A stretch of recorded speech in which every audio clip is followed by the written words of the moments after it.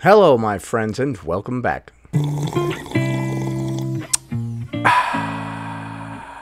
Today, we're going to be taking a look at some fat stereotypes that are typically portrayed in Hollywood movies.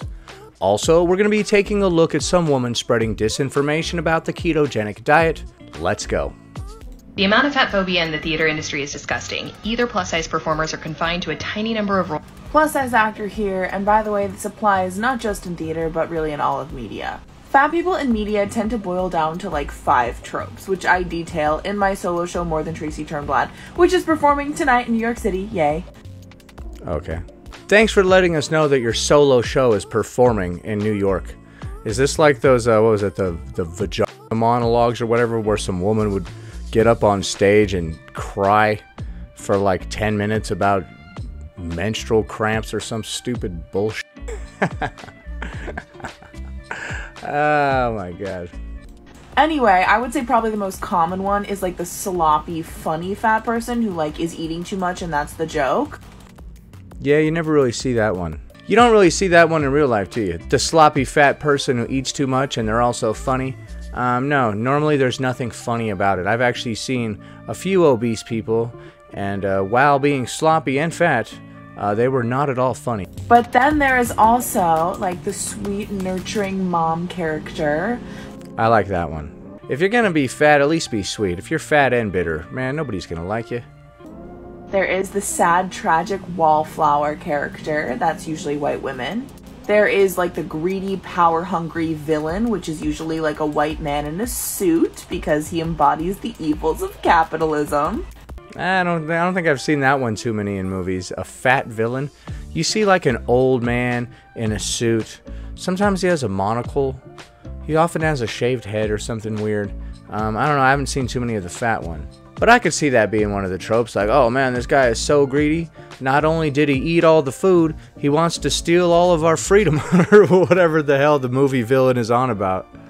And then there is the either super happy or super hypersexual, confident, sassy, yas queen slay bitch fat person. All of these are demeaning in their own ways because they are all hinged upon fat people's unattractiveness and grossness. Well, that's Hollywood for you. I mean, they do it with everybody.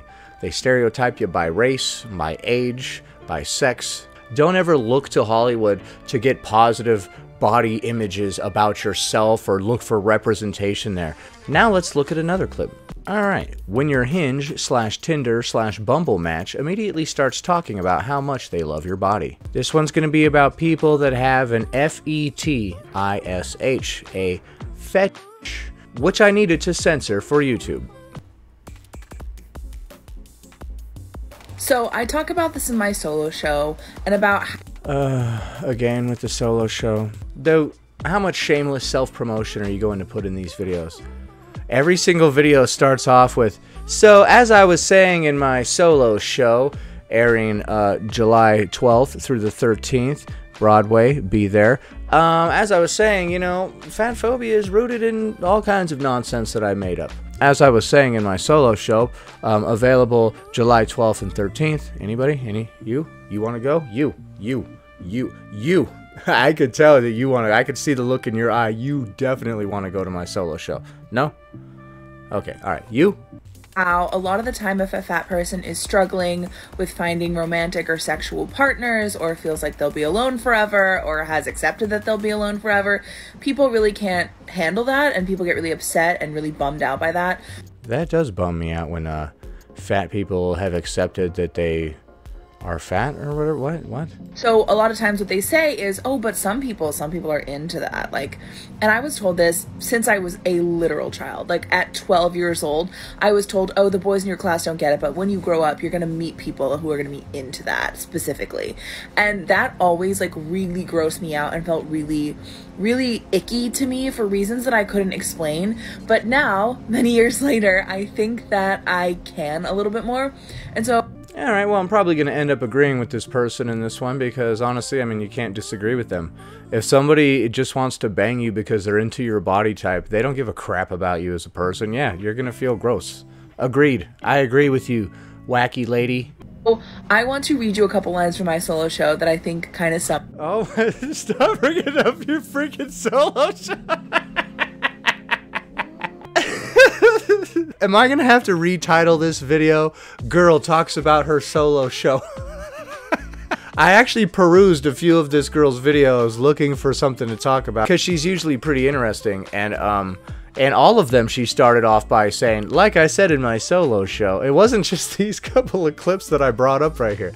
Oh, that's funny. Let's keep going. Up for me. Yeah, some people are into that.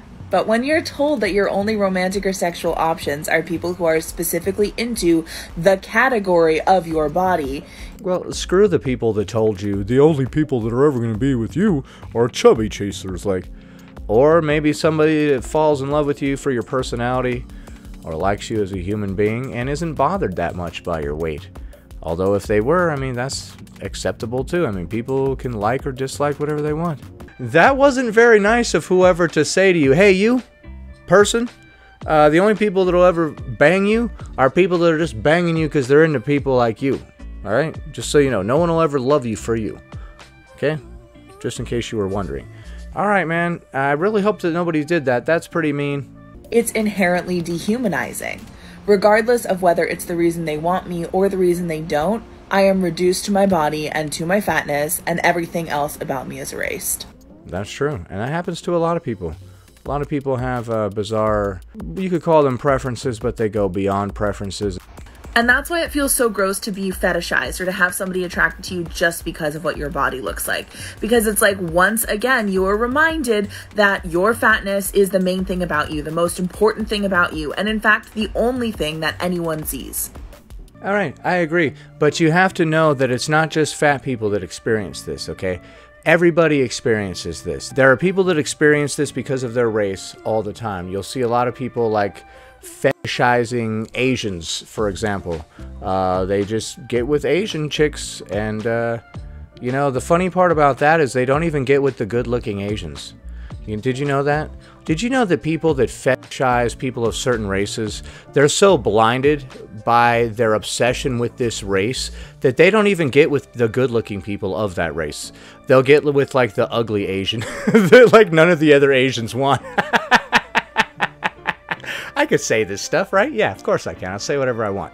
The dude who's into, like, Latin women or whatever, he always hooks up with the ugly one. Like, he doesn't know any better. He's blinded by the fact that she's Latin.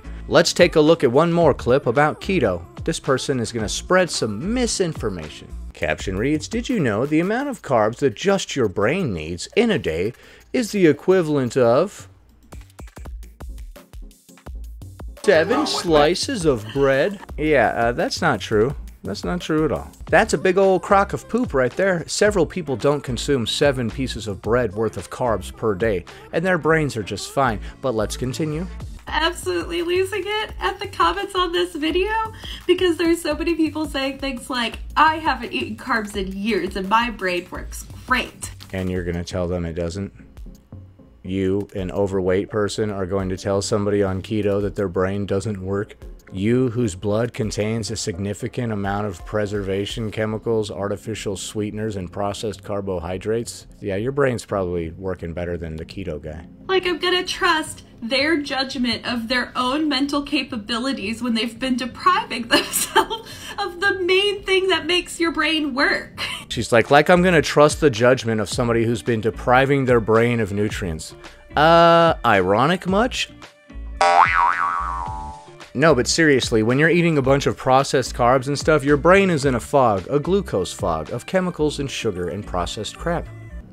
Your brain is arguably the hungriest organ in the body, consuming roughly 20% of your energy each day. Most of that energy is produced by tiny structures inside cells called mitochondria. It's produced by mitochondria. Well, you're right then. That's a big word. You're right. Which break down complex carbs from our food into simple sugars. Yeah, when you're on a glucose diet. It just makes me wonder how much better off as a society we would be if people were just properly nourishing their bodies and not constantly... Like you? Dude, you're obese. What are you talking about? Dude, the audacity of an obese person to go online and make a video critiquing people on a ketogenic diet and telling them, man, what a better world we would be in if people would just properly nourish their bodies. Dude, you eat nothing but chemicals and processed crap. You don't nourish your body. If you did, you wouldn't be overweight because you would be full. You wouldn't constantly be eating because you would be full, because you ate a bunch of protein, the proper amount of carbs, and vegetables and fruits. Whole foods, simple meals, not a bunch of processed chemicals and preservatives. Trying to manipulate the way they look. Like, according to Boston Medical Center, 14% of all people in America go on diets each year. You need to eat enough to think straight. I just fucking hate diet culture. So you hate the thing that you couldn't stick to. Nothing angers me more than people that are fluent in Spanish, since I failed out of Spanish class. But seriously, the delusions on this person are ridiculous. Actually, ketones are a better fuel source for your brain than glucose. Let's read. It turned out that ketones are a much better energy source for the brain than glucose because of their more efficient pathway. When ketones are used to produce energy using oxygen, more ATP is produced per molecule with ketones than with glucose. In infancy, the brain is more capable of using ketone bodies because many enzymes for ketogenesis are produced at this time. Not only are they more efficient, but they can also be used by most organs and tissues in the body as an alternative source of energy. In a fasted state, your brain increases its levels of brain-derived neurotrophic factor. This helps to fuel your brain in a fasted state, because in nature, when you're in a fasted state, the most important thing is your next meal. So it would make sense that your brain actually performs better in a fasted state. If you do not get that next meal, you may stop living. However, once you have gotten that meal, you can now take a nap. The only thing left to do after you consume a meal is pretty much the only thing left to do after you mate, which is take a nap. If you wish to read more about brain-derived neurotrophic factor, you can Google it. You can also Google and confirm what I said about ketones being a superior fuel source to glucose for the brain. Anyway, that about does it. Thanks for watching, commenting, liking, and subscribing. And I'll see you in the next one.